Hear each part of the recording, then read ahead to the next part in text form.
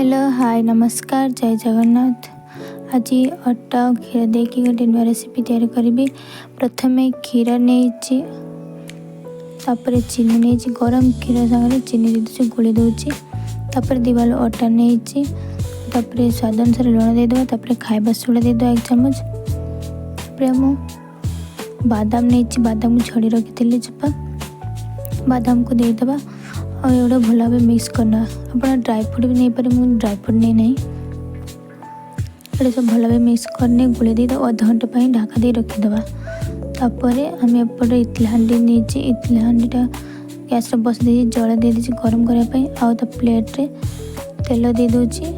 तेल दे आगे देखो केते सुंदर भाव फुले और चामच चामच कर दे दूची। चारिपटे दे दीची भल भाव साइज कर दी आम इडली हांडी बसईदेवा। आपण मैंने भी एमती थे घरे बनी खातु आ पिला भल हम ये केक पिला खाइबा भल लगे। घरे प्रस्तुत करूँ स्वास्थ्य सहज उपाय और टेस्टी हम। एबे मु दे दे सेकियापाई ढाका देदेबा। अध घंटे छाड़ीदे। अध घंटे पर केते सुंदर भाव आम प्रस्तुत हो। देखो अध घंटे पर देखुचे केते सुंदर भाव में प्रस्तुत हो।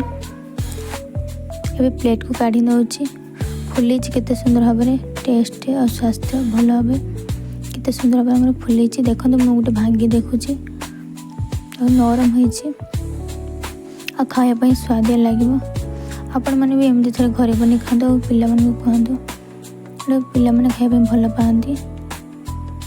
केते सुंदर भाव में प्रस्तुत केक।